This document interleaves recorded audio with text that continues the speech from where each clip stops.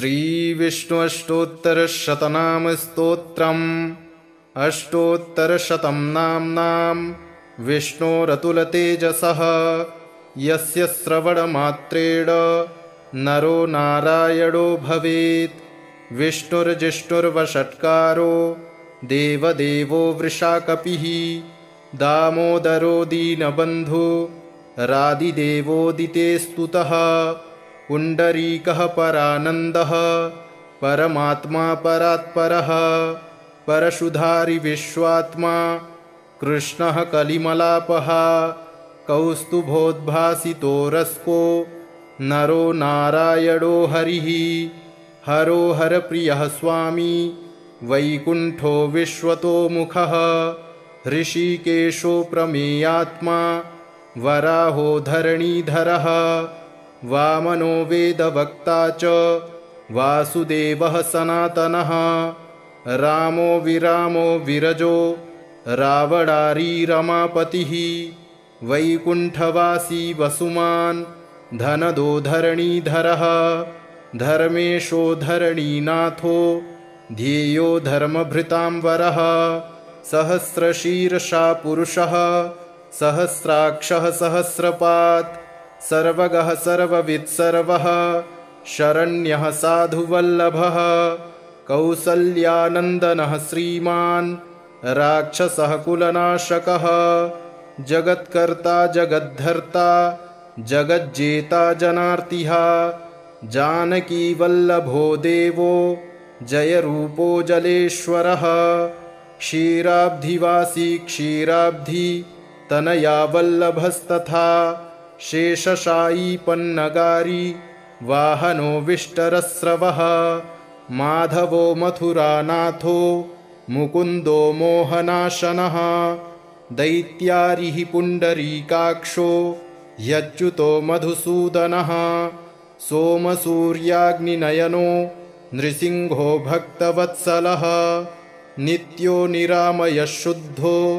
वरदेवो जगत्प्रभुः हयग्रीवो जितरिपु रूपेन्द्रो रुक्मिणीपतिः सर्वदेवमयः श्रीशः सर्वाधारः सनातनः सौम्यः सौम्यप्रदः सृष्टा विश्वक्सेनो जनार्दनः यशोदातनयो योगी योगशास्त्रपरायणः रुद्रात्मको रुद्रमूर्तिः राघवो मधुसूदनः इति ते कथितं दिव्यं नाम्नामष्टोत्तरं शतं सर्वपापहरं पुण्यं दिव्यो रतुलतेजसः दुःखदारिद्र्यदौर्भाग्य नाशनं सुखवर्धनं सर्वसम्पत्करं सौम्यं महापातकनाशनं प्रातरुत्थाय विप्रेन्द्र पठेदेकाग्रमानसः तस्य नश्यन्ति विपदां राशयः सिद्धिमाप्नुयात्। अष्टोत्तरशतं नाम्नां विष्णोरतुलतेजसः यस्य श्रवणमात्रेण नरो नारायणो भवेत्। विष्णुर्जिष्णुर्वषट्कारो देवदेवो वृषाकपिः दामोदरो दीनबन्धु रादिदेवोदिते स्तुतः। पुण्डरीकः परानन्दः परमात्मा परात्परः परशुधारि विश्वात्मा कृष्णः कलिमलापः कौस्तुभोद्भासितो रस्को नरो नारायणो हरिः।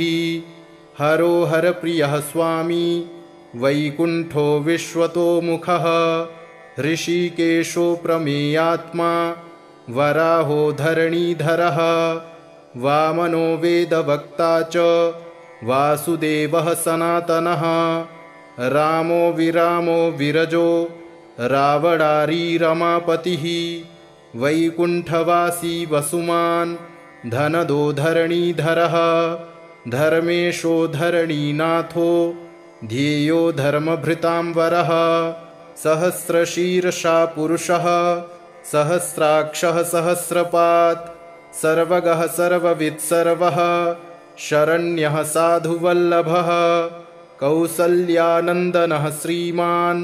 राक्षसः कुलनाशकः जगत्कर्ता जगद्धर्ता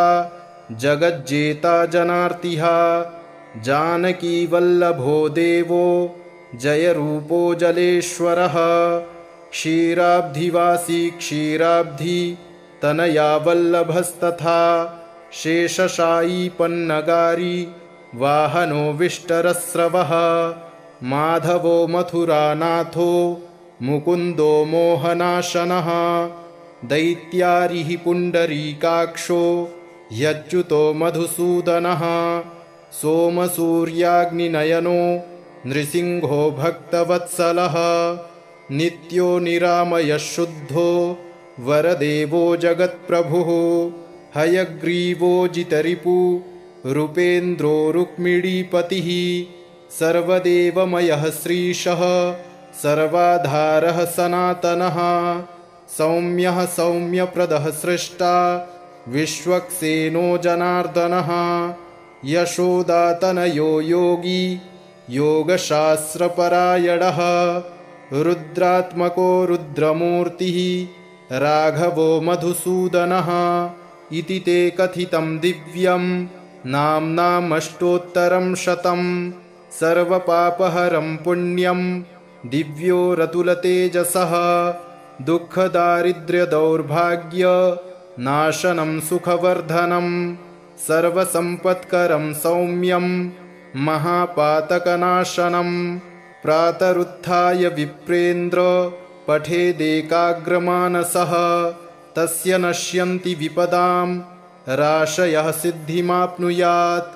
अष्टोत्तरशतं नाम्नां विष्णोरतुलतेजसः यस्य श्रवणमात्रेण नरो नारायणो भवेत् विष्णुर्जिष्णुर्वषट्कारो देवदेवो वृषाकपिः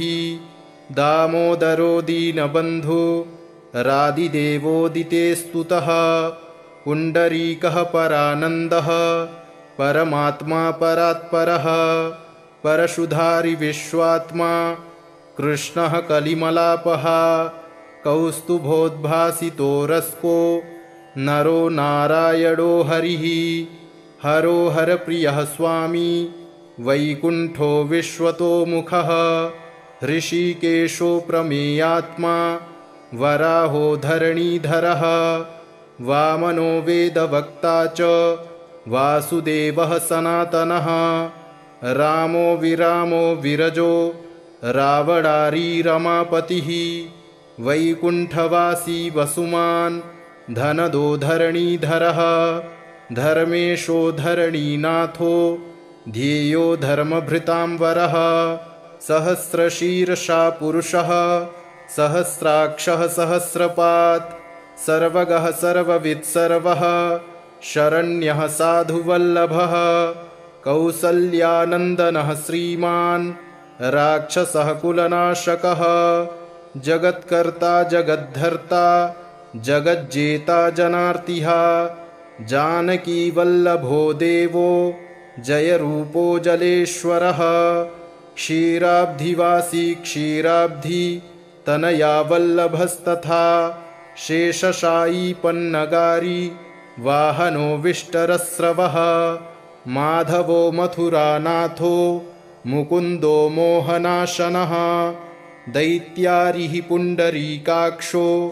ह्यच्युतो मधुसूदनः सोमसूर्याग्निनयनो नृसिंहो भक्तवत्सलः नित्यो निरामयः शुद्धो वरदेवो जगत्प्रभुः हयग्रीवो जितरिपु रूपेन्द्रो रुक्मिणीपतिः सर्वदेवमयः श्रीशः सर्वाधारः सनातनः सौम्यः सौम्यप्रदः सृष्टा विश्वक्सेनो जनार्दनः यशोदातनयो योगी योगशास्त्रपरायणः रुद्रात्मको रुद्रमूर्तिः राघवो मधुसूदनः इति ते कथितं दिव्यं नाम्नामष्टोत्तरं शतं सर्वपापहरं पुण्यं दिव्यो रतुलतेजसः दुःखदारिद्र्यदौर्भाग्य नाशनं सुखवर्धनं सर्वसम्पत्करं सौम्यं महापातकनाशनं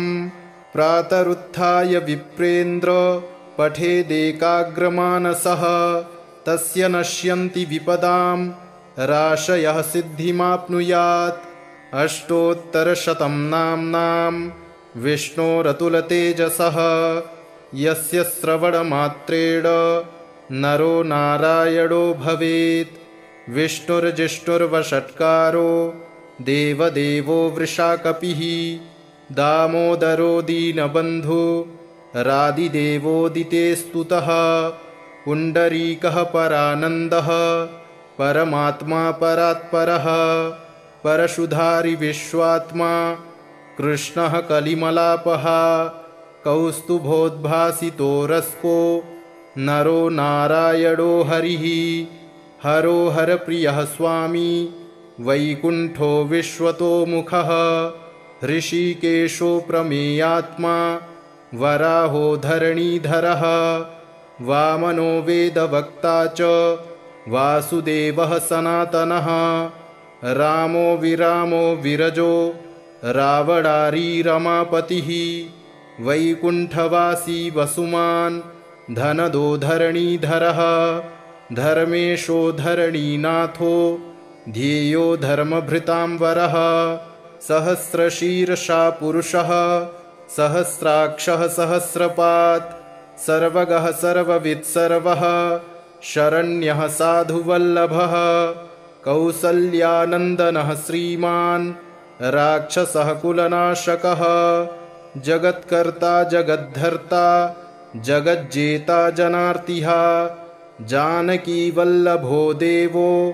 जयरूपो जलेश्वरः क्षीराब्धिवासी क्षीराब्धि तनया वल्लभस्तथा शेषशायी पन्नगारी वाहनो विष्टरस्रवः माधवो मथुरानाथो मुकुन्दो मोहनाशनः दैत्यारिः पुण्डरीकाक्षो ह्यच्युतो मधुसूदनः सोमसूर्याग्निनयनो नृसिंहो भक्तवत्सलः नित्यो निरामयः शुद्धो वरदेवो जगत्प्रभुः हयग्रीवो जितरिपु रूपेन्द्रो रुक्मिणीपतिः सर्वदेवमयः श्रीशः सर्वाधारः सनातनः सौम्यः सौम्यप्रदः सृष्टा विश्वक्सेनो जनार्दनः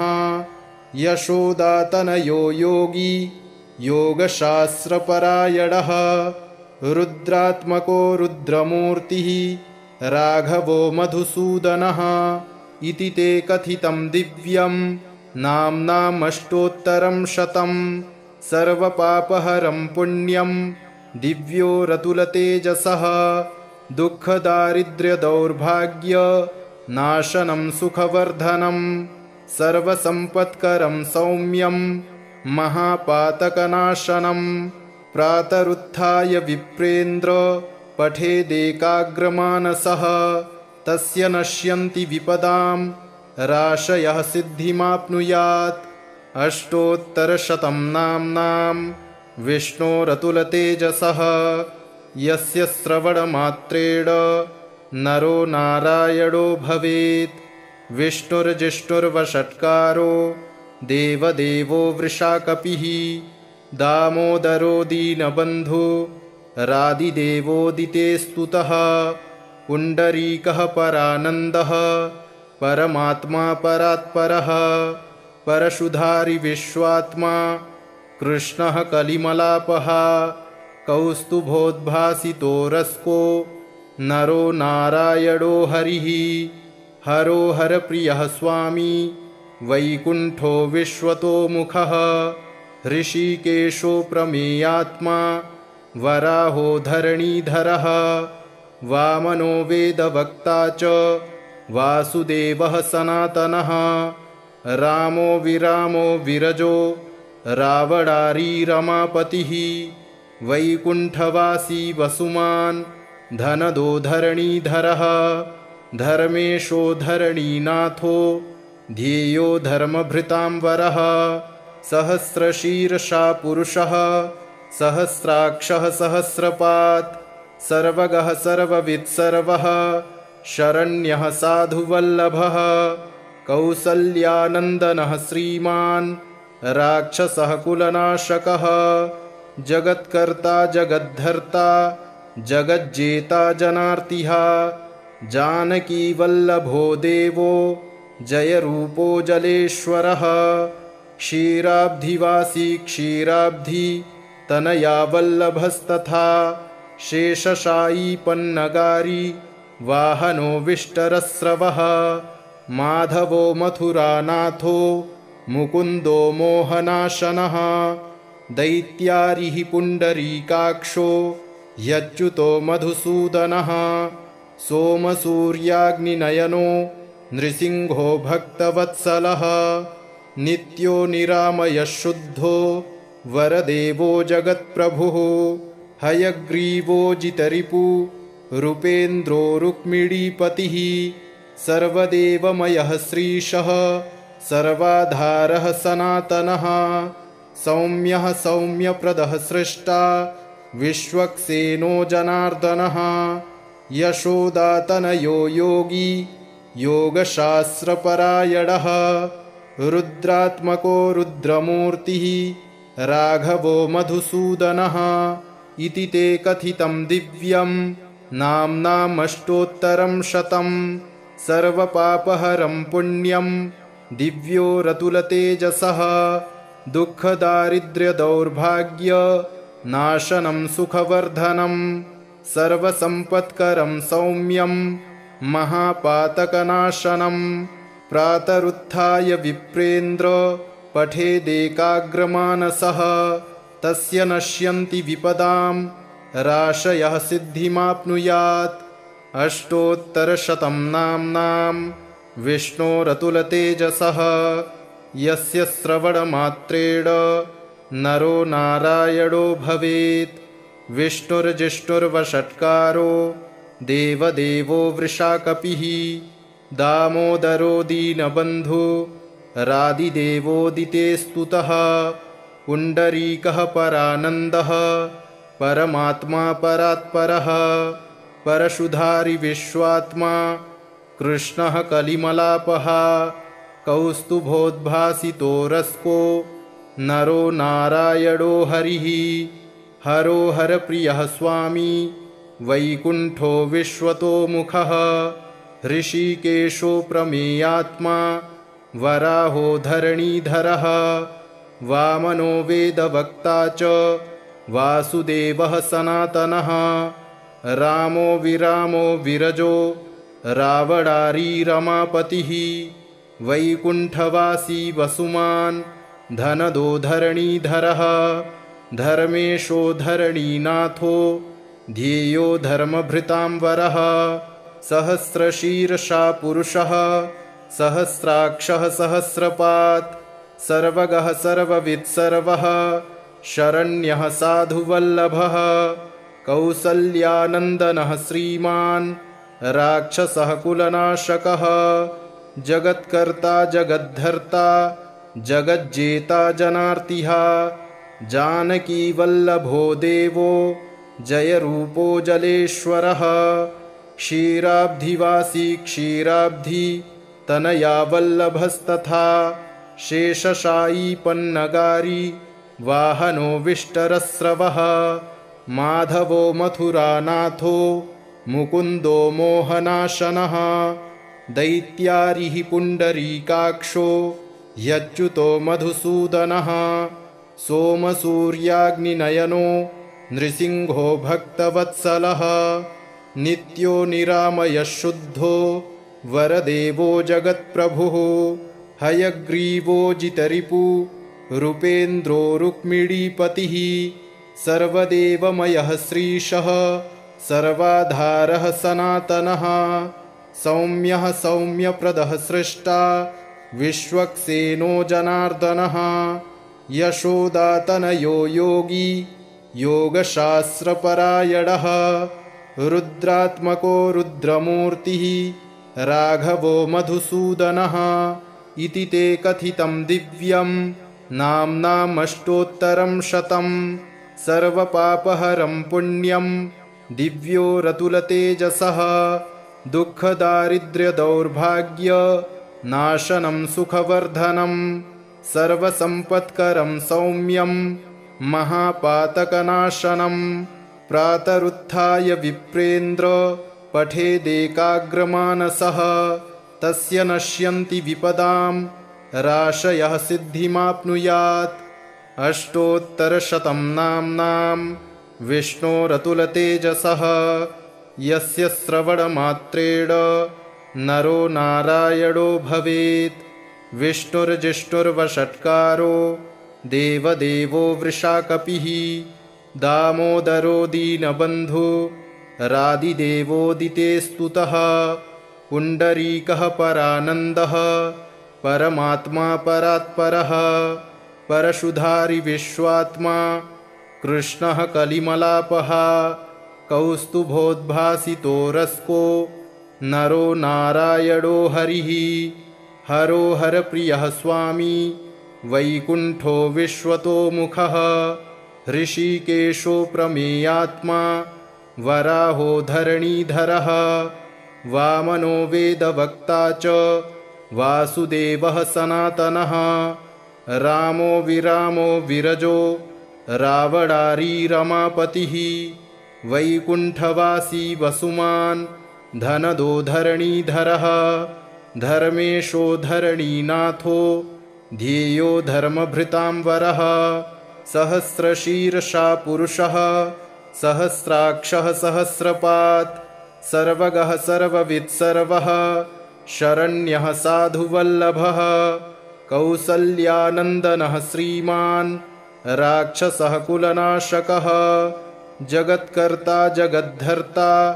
जगज्जेता जनार्तिः जानकीवल्लभो देवो जयरूपो जलेश्वरः क्षीराब्धिवासी क्षीराब्धि तनया वल्लभस्तथा शेषशायी पन्नगारी वाहनो विष्टरस्रवः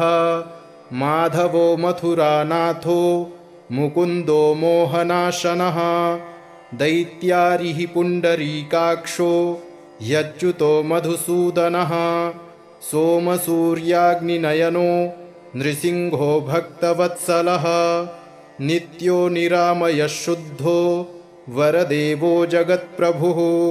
हयग्रीवो जितरिपु रूपेन्द्रो रुक्मिणीपतिः सर्वदेवमयः श्रीशः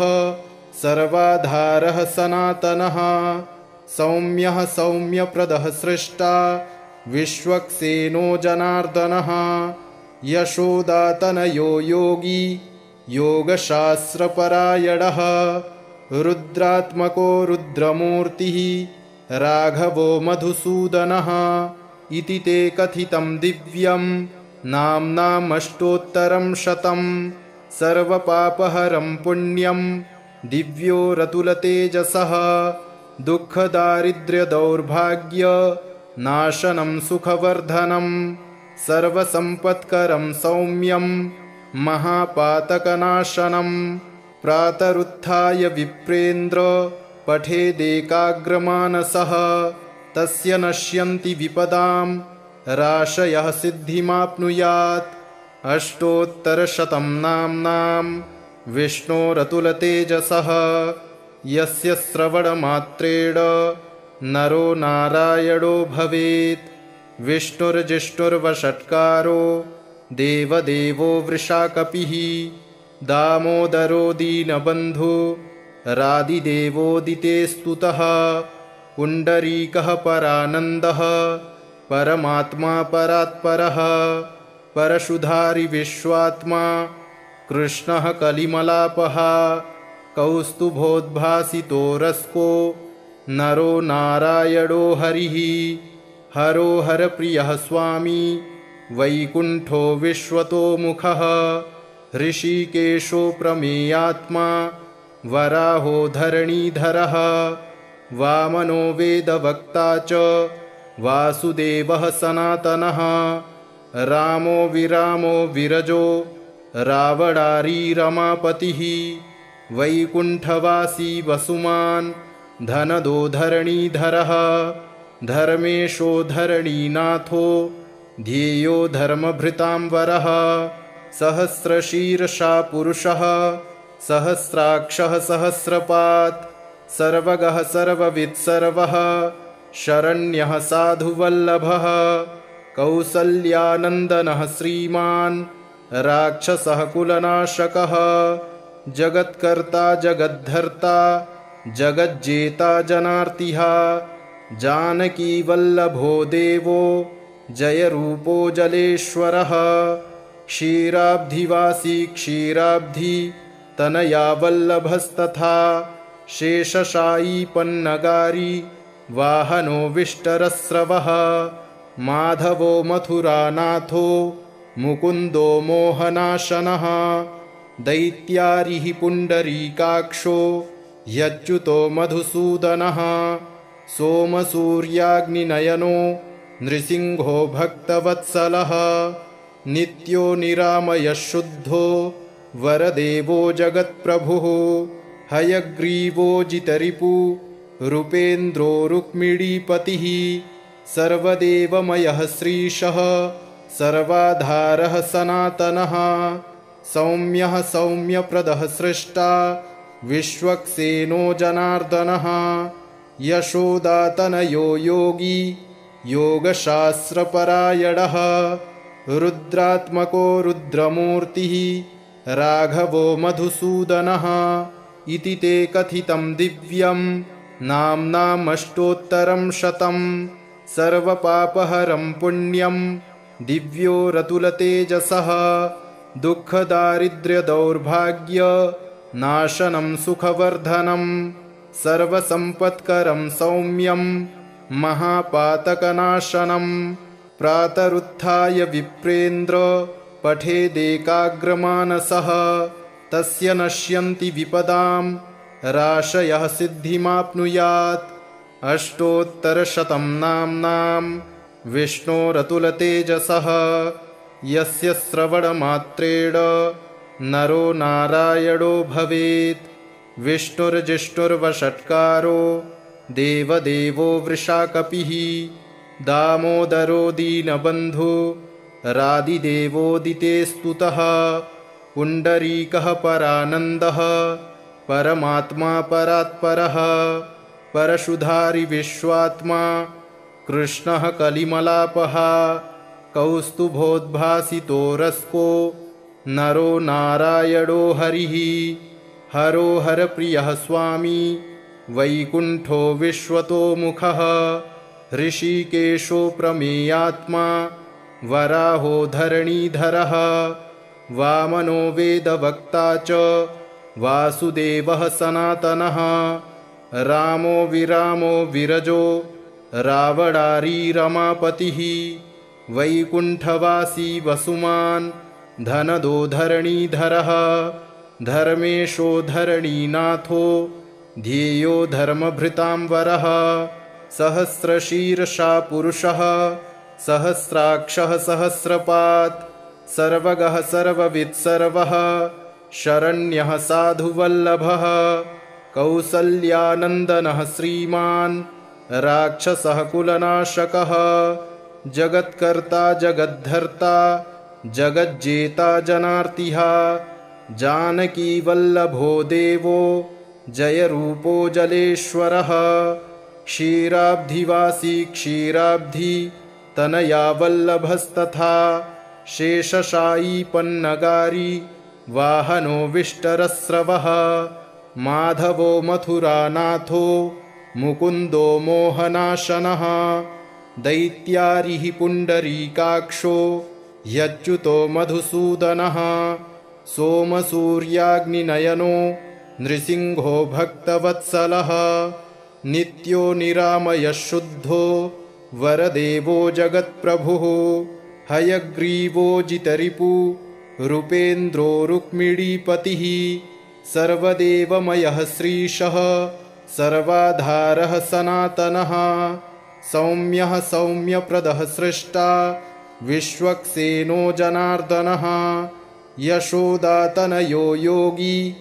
योगशास्त्रपरायणः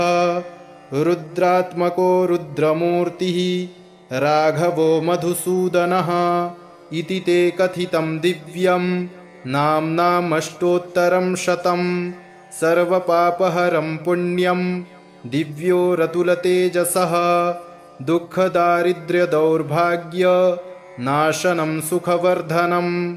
सर्वसम्पत्करं सौम्यं महापातकनाशनं प्रातरुत्थाय विप्रेन्द्र पठेदेकाग्रमानसः तस्य नश्यन्ति विपदां राशयः सिद्धिमाप्नुयात्